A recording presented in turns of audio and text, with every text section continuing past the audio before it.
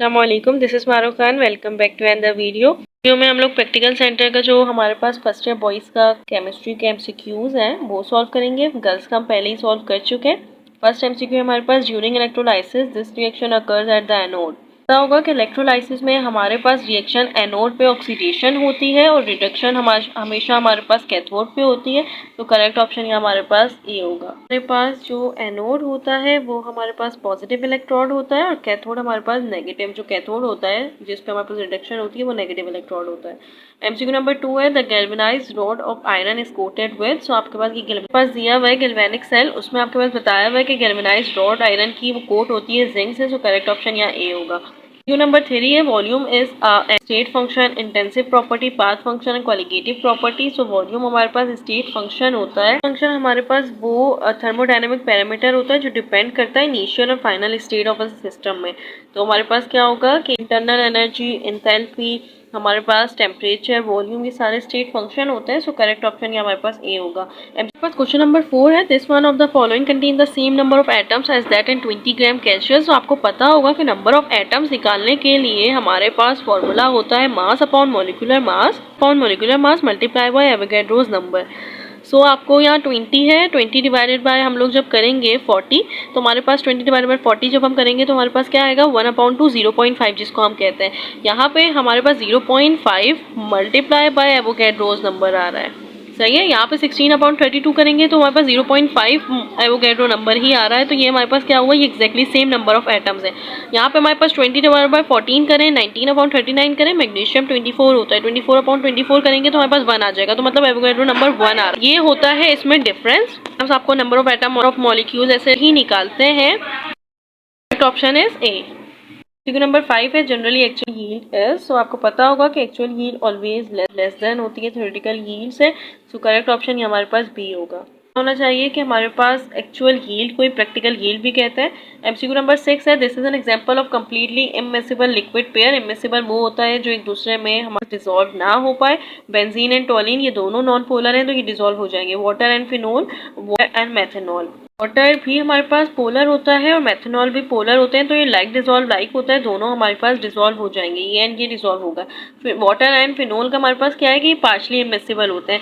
Like क्या होता है, उनको वाटर से डिसॉल्व करेंगे, वाटर में मिक्स करेंगे 25 सेल्सियस पे तो 2 लेयर्स बनती हैं, 2 फेजेस बनते हैं। एक अपर लेयर रिप्रेजेंट करती है 5% फिनोल और 95% वाटर, जबकि जो हमारे पास सेकेंड लेयर होती है उसमें हमारे पास वाटर कम होता है, 70% हमारे पास फिनोल होता है, 30% हमारे पास वाटर होता है। इमिसिबल लिक्विड होता है water and benzene. Benzene non polar है, वाटर पोलर है। सो करेक्ट ऑप्शन ये हमारे पास सी होगा।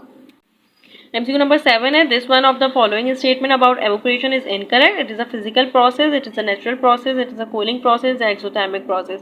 So evaporation endothermic process होता है, इसमें ये हमारे पास एनर्जी को एब्जॉर्ब करता है तो ये एंडोथर्मिक प्रोसेस होता है। कूलिंग प्रोसेस तो है, नेचुरल प्रोसेस भी है। ऑप्शन ये हमारे पास सी होगा क्योंकि एवोपरेशन एंडोथर्मिक प्रोसेस आपने देखा होगा, हाथ पे पानी भी डालें तो आपको पता होगा कि वो फिर हमारे पास क्या होता है, वाटर एवोपरेट कर जाता है। तो फिर क्या हुआ कि हीट एब्जॉर्ब होती है तभी वाटर एवोपरेट करता है ना, तो ये एंडोथर्मिक प्रोसेस होता है। एमसीक्यू नंबर 8 है, this is the shape of the orbital having L is equal to 1। So ये हमारे पास क्या है, ये शेप एजिमुथल क्वांटम नंबर है। क्वांटम नंबर में क्या होगा, स्फेरिकल होता है एस का। डम्बेल हमेशा हमारे पास P की होती है, डबल डम्बेल हमारे पास हमेशा P की होती है और कॉम्प्लिकेटेड हमेशा F की होती है। तो L इज इक्वल टू 0 होगा तो स्फेरिकल, L1 तो डबल, जबकि डबल डम्बेल हमेशा L2 होती है और कॉम्प्लिकेटेड L3 होती है, मतलब शेप हमारे पास 3 होती है। तो फिर ये हमारे पास होता है।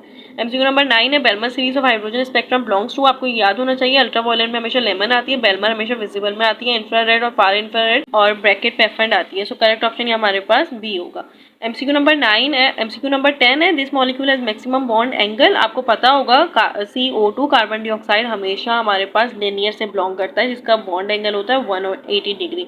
तो हमारे पास ट्राइगोनल से बिलोंग कर रहा है तो यहाँ पर हमारे पास 120 होता है। NH3 का 17 होता है जबकि इसका 1.4.5 होता है।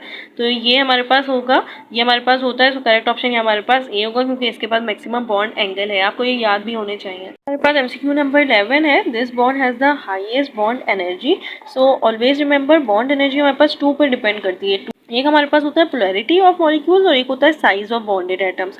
साइज में हमारे पास क्या होता है कि स्मॉलर साइज हमेशा मोर स्ट्रांगली बॉन्ड होता है तो उसकी एनर्जी भी ज़्यादा होती है। और हमारे पास अगर बात करें हेटेरोडायटोमिक की, डिफरेंट एटम्स में होती है वो ज़्यादा होती है as compare to होमोएटोमिक।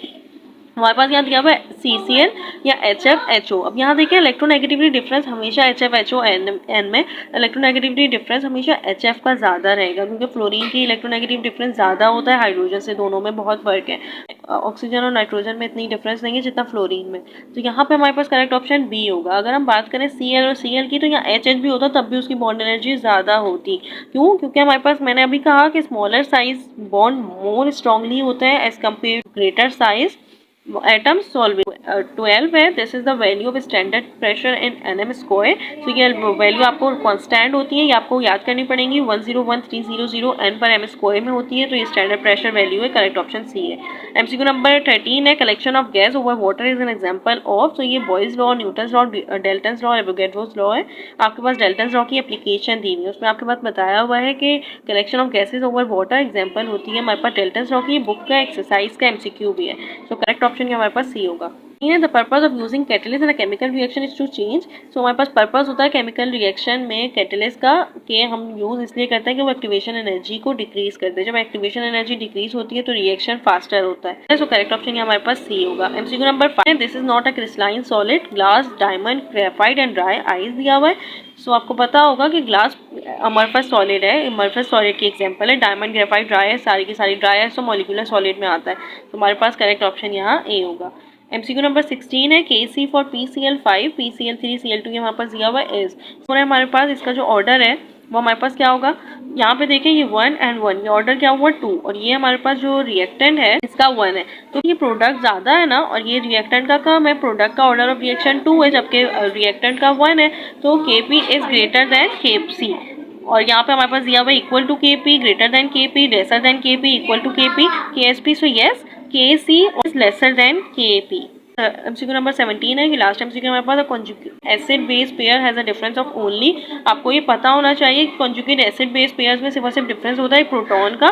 So correct option ये हमारे पास ये होगा। ये बुक की एक्सरसाइज का MCQ है। एग्जांपल देती हूँ, हमारे पास H2S होता है और फिर हमारे पास कन्वर्ट हो गया HS माइनस में, सही है, क्योंकि हमारे पास इसने एक्सेप्ट किया है। तो ये हमारे पास क्या है, बाय लूजिंग H2S चेंज हो गया है HS में, HS माइनस में, बाय लूजिंग अ प्रोटॉन। तो हमारे पास ये रिप्रेजेंट करता है कॉन्जुगेट एसिड बेस पेयर को। जबकि अगर हम बात करें NH3 की ऑन द अदर हैंड, तो NH3 में एक्सेप्ट करता है H। तो हमारे पास क्या होगा, NH3 एक्सेप्ट करता है H को।